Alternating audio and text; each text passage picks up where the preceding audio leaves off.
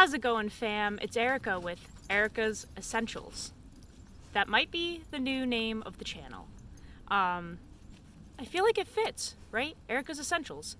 Knives, tools, dogs, camper living. I think it fits. Today we are going to do a dog video. We are long overdue. And we are going to talk about training your dog and one of the best tools that you can use to train your dog and how to build a relationship with your dog. So it is 33 degrees, it is snowing, it is very cold, but the dogs need to be worked and exercised. So I'm out here with the pack. They're all digging in the dirt and eating sticks. The ones that need jackets have jackets. And yeah, so I'm kind of just working Kane here because he needs the most exercise out of all of my dogs. Now, for me, I really only do positive reinforcement training with my dogs, which means I don't use negative training methods. I don't use e-collars, choke chains, choke collars, anything like that. I try to get my dogs to do what I want them to do with treats and rewards. So Kane is a working breed, or a working mixed breed. He's half lab and then a quarter German Shepherd, and the rest is Plot Hound and cattle dog. So he is full-blown working breed, not a little plushy thing. Very high energy, absolutely ripped, very, as you can see, much wanting to work all the time and exercise and fetch and herd things. So my favorite tools for him are this Nero ball, which is covered in mud, and treats. Every time we come out to the yard, this is what I bring. And the reason I choose Nero balls is because it has this cord where you can throw it, and basically this is a great fetch toy, but also I can connect with him. So if he has the ball in his mouth and I have this end, I can literally connect with him and play tug and stuff and work on training with him and literally be physically connected to him without a leash or anything like that. So let me kind of show you how this works. I'm sure you already know, but literally it just has a string, and I'm gonna do some reps with him, some fetch reps. Sorry, I also have to keep an eye on Nicole's dogs too. Let's get you guys set up. Let's see if I can set you up somewhere where you're not gonna get knocked over.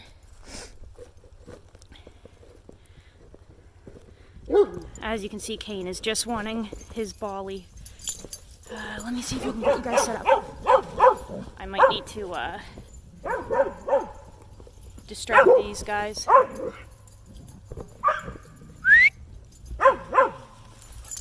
Treats. So when you have a lot of dogs, sometimes you just gotta redirect them. Yes. So right now I'm just doing some treat work. I don't want the energy to get too high, so we're just doing a quick, Kane, leave it. Sit. This is a perfect example of how to work with dogs when you have a lot of them. It's always good to have treats so that when the energy gets too high, you can quickly redirect that into something much calmer. So everyone's gonna get some treats, that way the energy does not get too high here.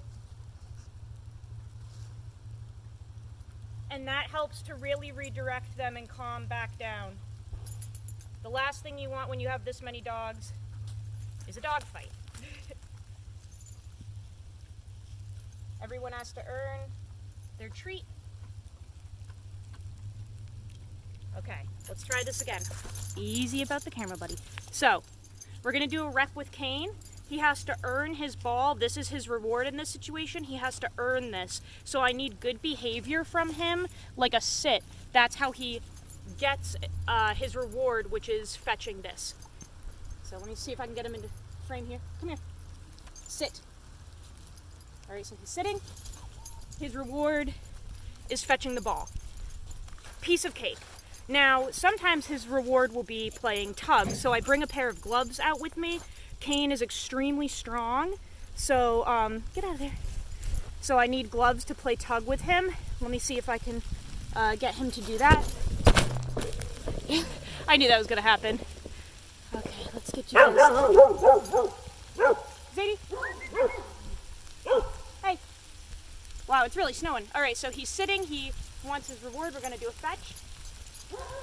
And when he comes back, I'm gonna do a tug with him. Hey. So right now his reward for fetching is tug. Zadie, Zadie. Zadie's a beagle, so she barks a lot. Zadie, enough. So now I need him to let go, so we're gonna give him the command, drop. Kane, drop it. Good boy.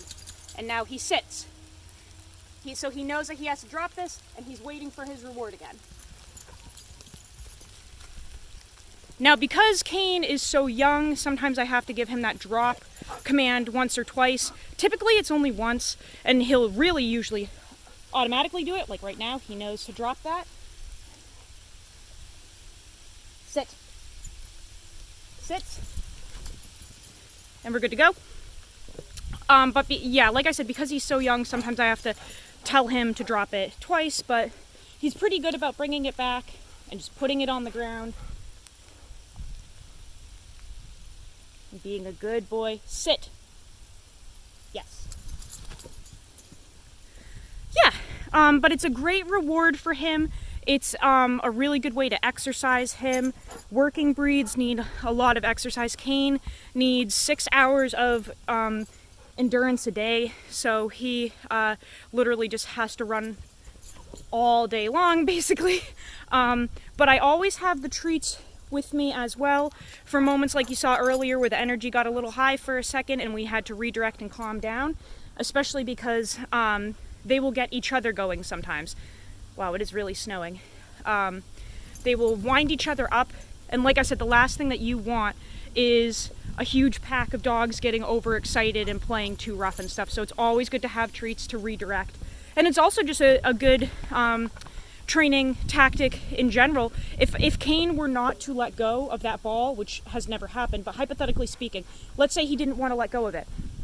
I have something to trade him. Instead of like smacking him in the head and trying to get him to let go of the ball, I can simply open my treat pouch up and I'm sure he will let go of that ball in exchange for some treats. Right? But it's a great way to bond with your dog. Zaya! It's a great way to bond with your dog. See, Indy is a troublemaker, so he likes to start a lot of the drama here. He's almost 100 pounds. He's a Great Dane bloodhound, and he really likes to start a lot of the high energy stuff with the other dogs, which can be very dangerous. So it's always good to have treats to redirect them, because they're on the other side of the fence. I can just call them, get them nice and calm. Everybody is here, patiently waiting. Good dogs, yes. Yes. Kane. They'll usually auto sit, yes. Pay them for being good and calm. Where's my Nugget? Nugget's the loud one. She's digging over here. Zadie! Come. Zadie, come.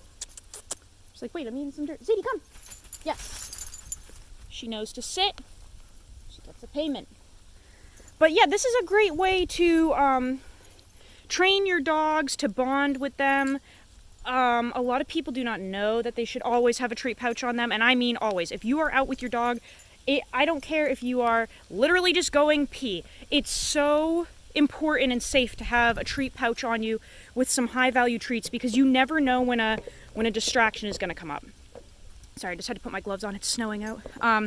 You never know when a distraction is going to come up, and it's so good to have treats readily available so that you can quickly distract your dog from maybe a biker or another animal, or another dog walking by, or maybe a noise that spooks them. You can redirect them with treats, and many dogs will do anything for food.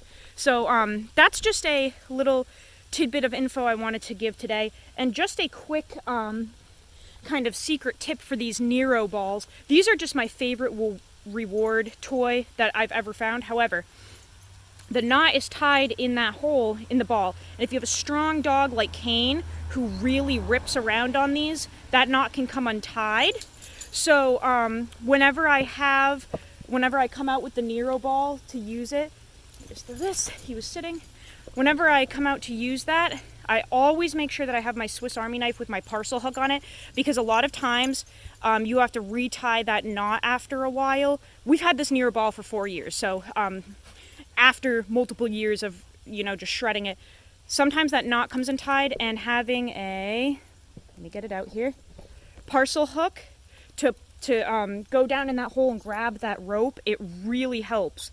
So I can reach down in that hole with the parcel hook and pull out that rope and then retie it and pull the knot back through. You cannot reach your fingers through that small hole, so you need a parcel hook or something like that to retrieve that rope and retie the knot. Just a heads up, because the last thing you want is to go out to play with your dog in the field, have the whole toy come apart, and that's the only reason they wanted to go out there, and then you can't use it anymore. So the parcel hook is super useful. Kobu's just enjoying the snowfall. But yeah, so we had one little excited outburst. Now we're nice and calm again. Just constantly kind of like redirecting, especially with that big boy. My dogs are fine, and Romy is an angel. It's Mr. Chuffles. Indy is just, like I said, he's a Great Dane Bloodhound, so he's fresh. He's fresh, and he likes to start drama. He's naughty. He's actually not allowed to play with any of my dogs because he starts shit. So constantly just need treats to redirect that high energy. But I'll bring Kane back to close out the video. I thought this would just be maybe a good insight for people that are looking for a way to exercise their dog, get their dog tired, bond with their dog. Let me see if I can put you down one more time. I really like the Nero balls. It's so much more connection than a chuck it ball. You can't play tug with a chuck it ball, right? In the freaking launcher. This is something I can very much see. Now we're connected, and we can do a tug game. This is a great way to tire him out. Get it, buddy. Get it, buddy. You can see kind of his muscle mass there. He's really ripped. He is just a beast. Drop it. Drop. Kane, drop. Kane, thank you. Sadie, come. Whoa. So there we go, yeah. Just some dog training stuff. They're not perfect. They're constantly a work in progress. But yeah, training is essential. That's it. Have a good day, guys. See you later.